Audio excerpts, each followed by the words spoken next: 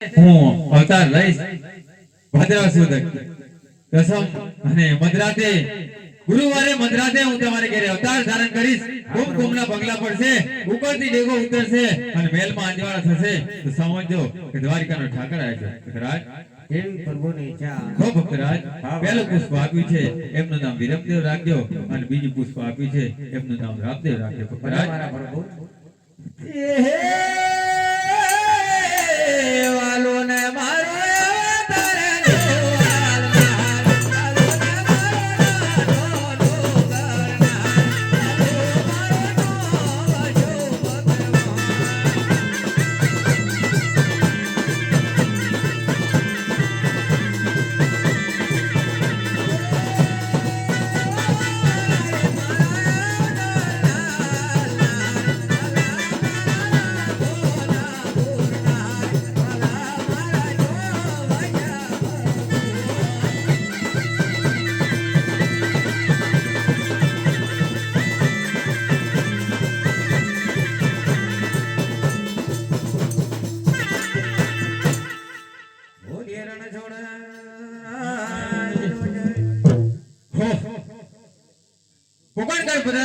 અજમેર રાજાને પણ વચન આપી ચૂક્યો છું અને રાણી રાધિકાને પણ વચન આપી દીધા છે.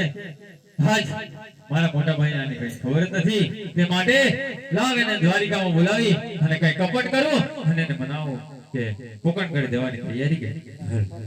આજે કનૈયો બોલાવે કુળદેવ આવા દે હે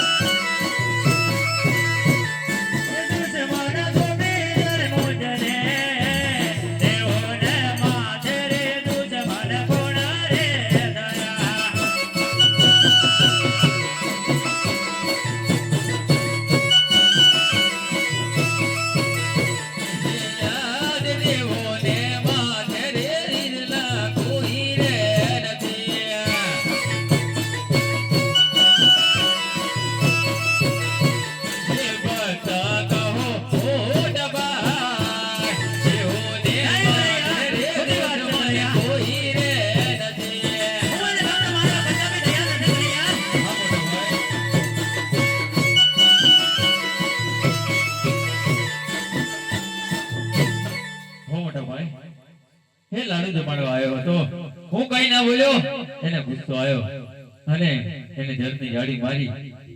એમાં મારી ભૂલ છે, એની કઈ ભૂલ નથી. તે માટે હું ભક્ત માનું છું, તો તમે પણ ભક્ત માનો ને. અરે કનૈયા, તારા માથે લોહીની ધારા વહી રહી છે અને તું મને ભક્ત માનવા કહે છે. હા, એને હું ભાઈ. ભક્ત માનવા તૈયાર જ નથી. કનૈયા, તું મને સોંપી દે અને હળ વડે હું એનો નાશ કરી નાખું. કનૈયા, ભાઈ, આમ ક્રોધ ના કરો મોટા ભાઈ. હું ભક્ત માનું છું, તો તમારે પણ એને ભક્ત માનવો જરૂરી છે મોટા ભાઈ. હો કનૈયા, તો તને પણ મારી તાકાતનો અંદાજ નથી. કનૈયા, તારે પણ મારો માર સહન કરવો પડશે. હો ભક્તરા. મોટા ભાઈ, તમારો માલ પણ હું સહન કરવા તૈયાર છું મોટા ભાઈ. હરિ બળદેવ બળી દેવાય, બળદેવ બળી દેવાય. આજે હરે તલાવ મારા હાથથી.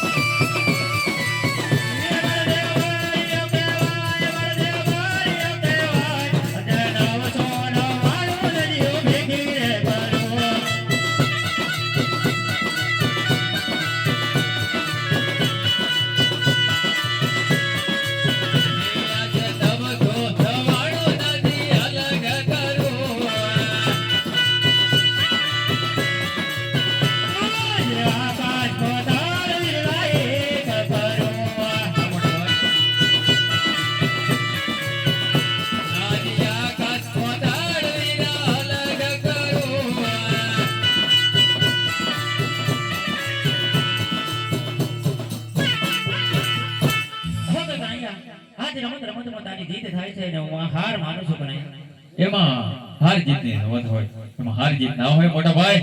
રમતમાં હાર જીત ના હોય, પણ હું માંગુ એટલે મને આપવું પડશે. બોલ. શું કામ પડે મારે? કામ તો એ જ પડ્યા કે તારું વચન જોઈએ છે મારે. અરે ભાઈ ભાઈ, મને વાત હોય, વચન ના હોય વીરડા. પણ આમાં વાતમાં મજા આવે એવી નથી, એટલા માટે તારું વચન માંગુ છું. હો હે, આ તને મારા જમણા હાથના વચન છે. તો વચન આપીને છૂટ્યું તો ના જાય ને. રઘુકુળ રીત ચલી આવી ચલી જાય, પ્રાણ જાય પણ મારા વચન ના જાય. ભલે, તો આપણે મુકન કરી દેવાનું છે તું રાજાને ઘેર.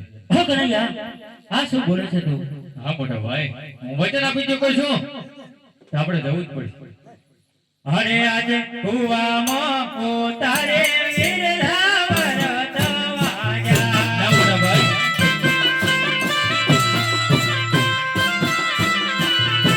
આજે સોનાની દ્વારિકા વીર તારે છોડવી પડશે.